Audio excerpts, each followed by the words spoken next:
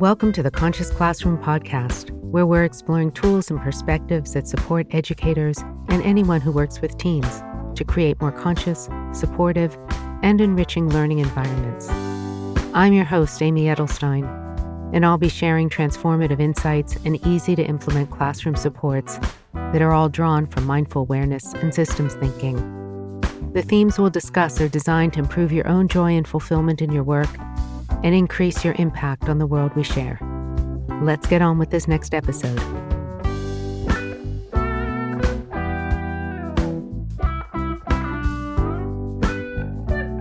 Hello, and welcome to the Conscious Classroom podcast.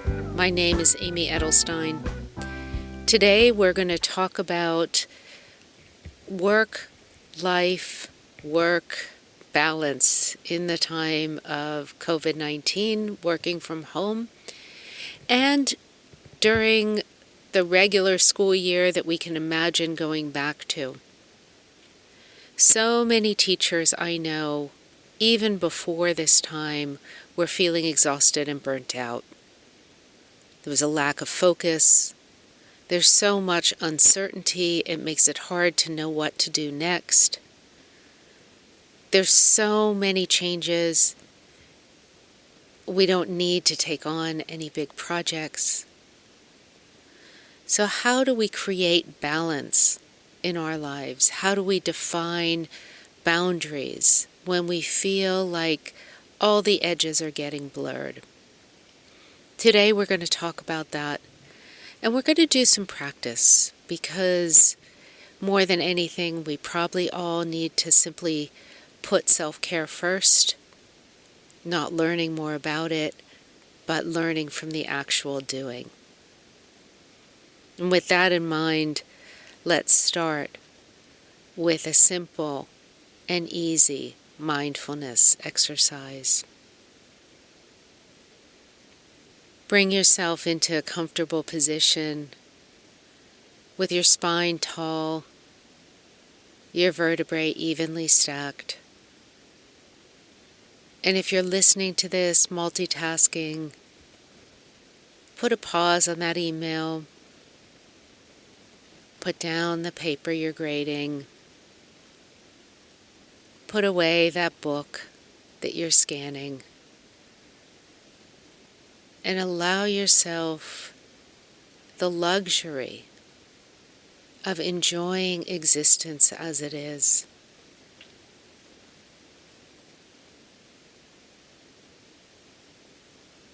Notice your body from the inside and out.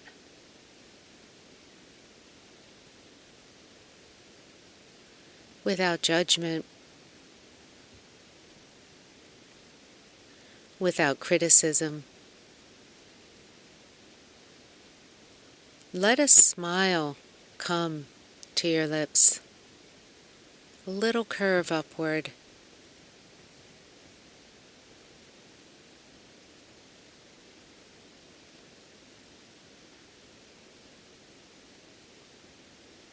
Enjoy being you for a short moment. Simply being you.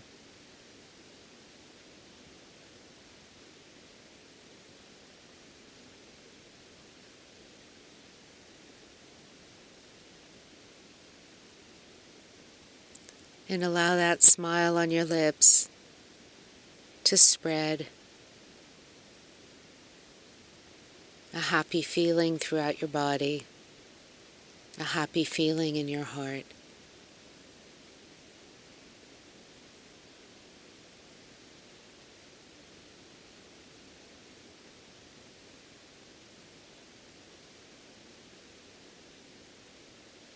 Appreciating being you, appreciating being alive.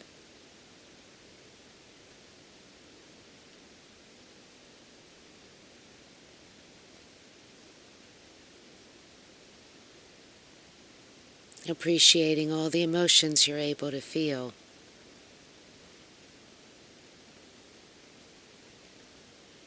And the wonder it is that we have such a rich human experience.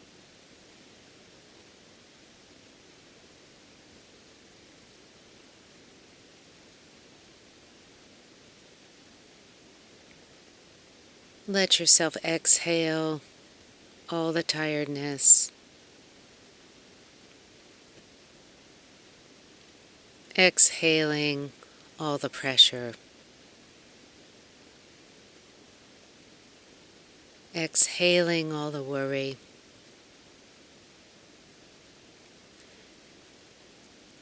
Exhaling all the sadness.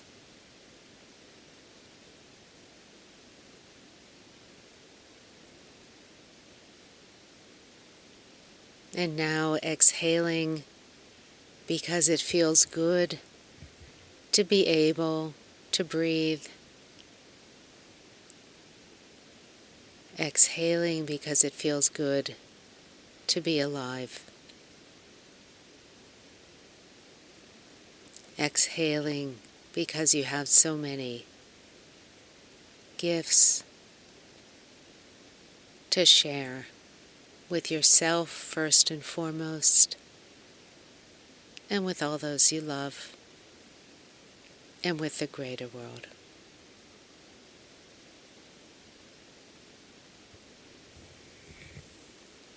And you can bring yourself back and allow the sound of the bell to gently bring your attention back into the complexity, into your surroundings, noticing the room you're in, noticing the objects in your space.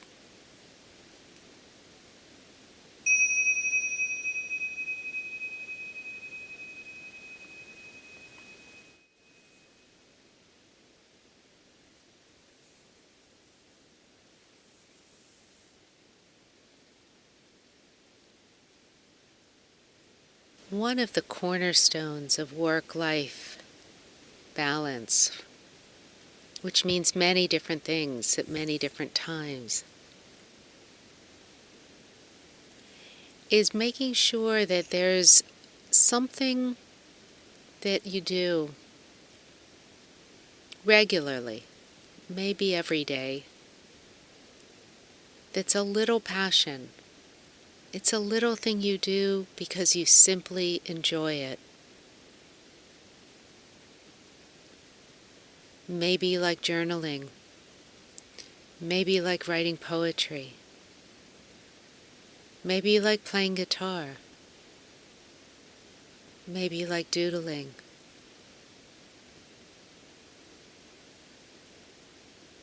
Maybe you like putting your feet up and playing with your pets.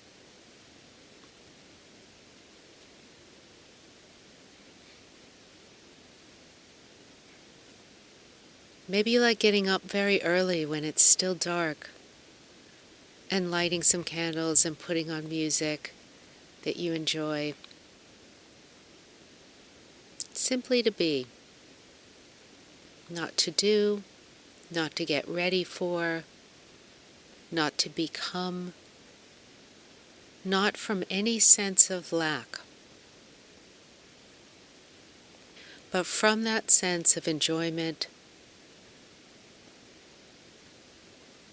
and acceptance, celebration, respect, and honor of who you are. So if you like to meditate, if you always feel better when you meditate, or read contemplative poetry, or pray,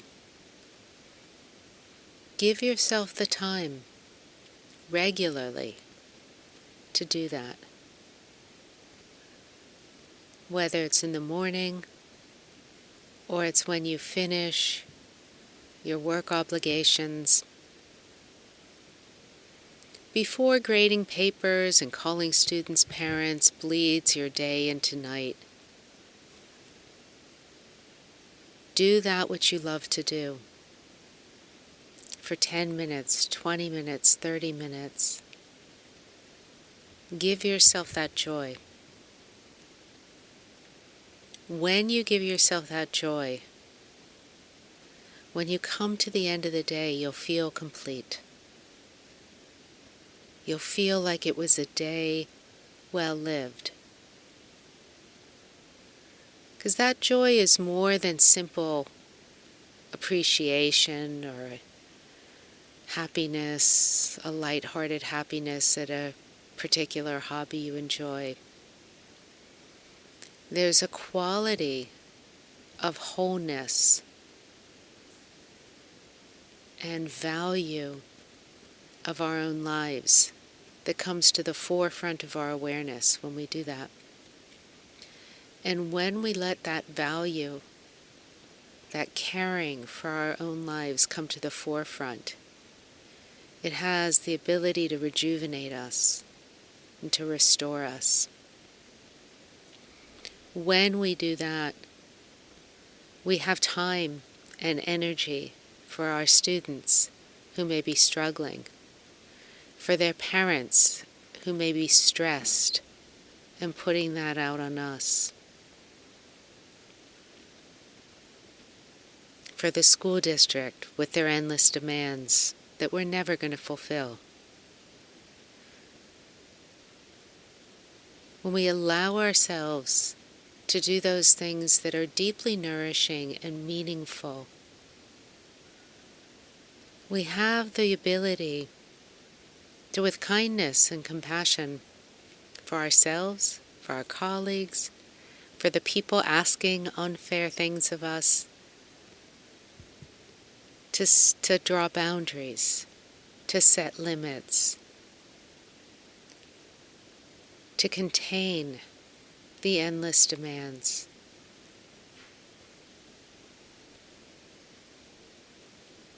So that we're living our lives as we're living them.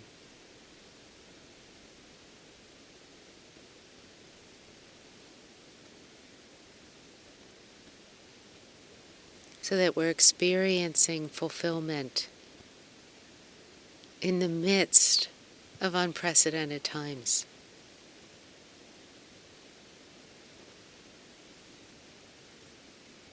Teaching can take over in a way that is unwholesome. But when we nurture ourselves, teaching can fill us with love and illumination and satisfaction and joy.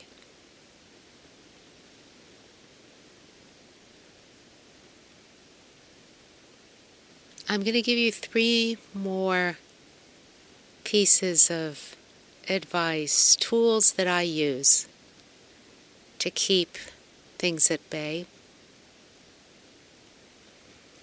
And one of them is as simple as removing stacks of unfinished work from our desks, from our hallway entryway, all those envelopes of junk mail that you know you need to open before you toss them out, but they don't mean much. Only takes 15 minutes to go through them. But when they are there, reminding us that they're piling up, we feel burdened and oppressed. Just knock them off your list. Clear out that hallway.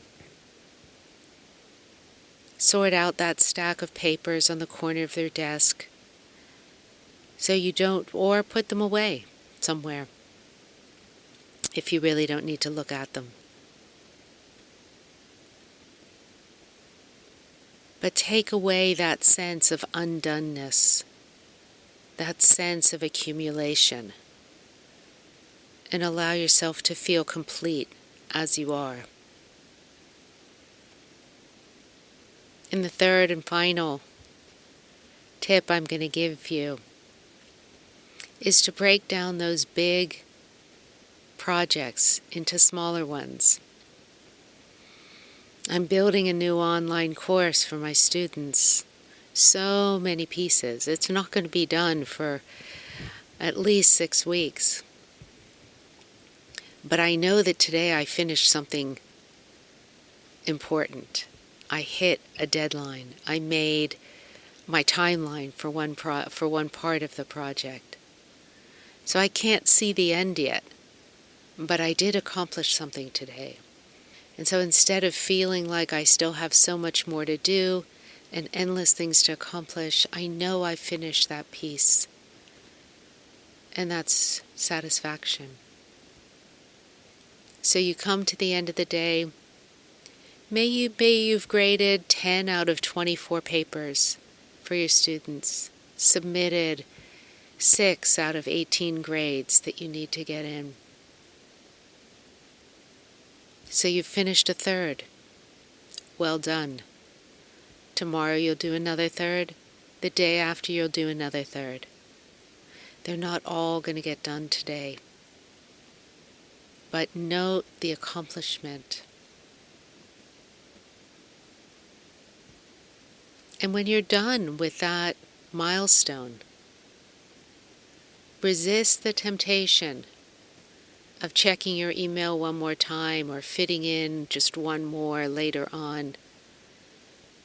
Allow yourself to finish and be done for the day with tasks that are going to take longer.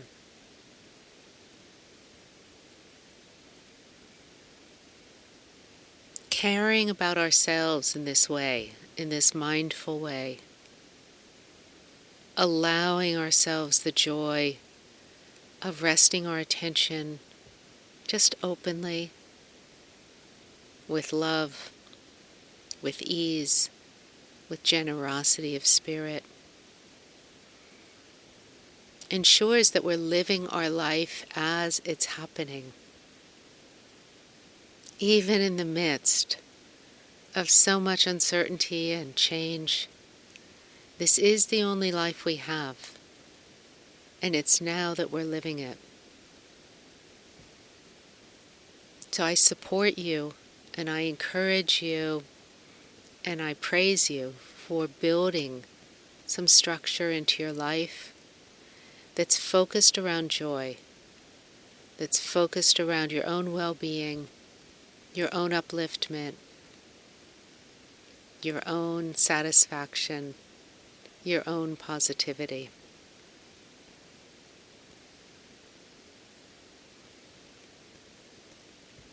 Let's close this conscious classroom with a love and kindness practice.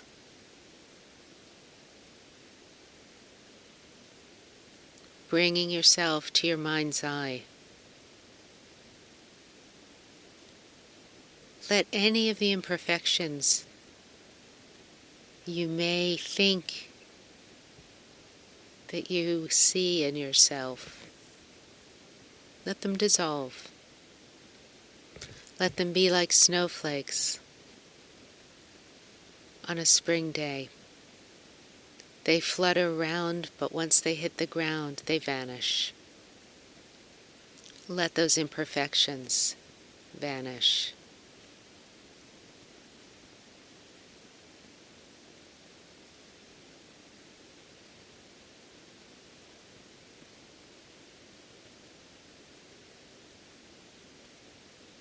And holding your own heart with the utmost gentleness and care, send yourself this wish.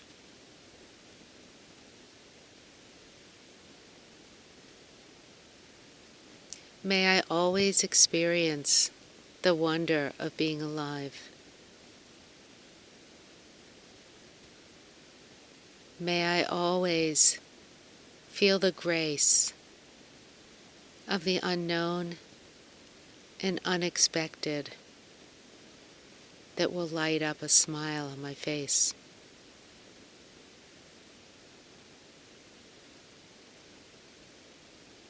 May I always be safe and protected and cared for.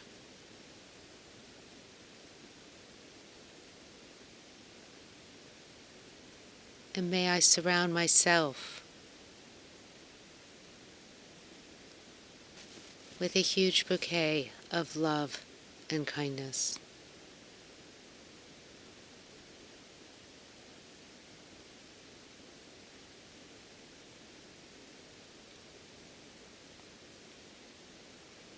As you go about your day tomorrow, greeting your students, going through the motions, of teaching and grading and inspiring and correcting. Give yourself those moments to do something you simply love doing. Weave it into your day. Make it a priority. And allow yourself to give yourself permission to be and to be valued as you are.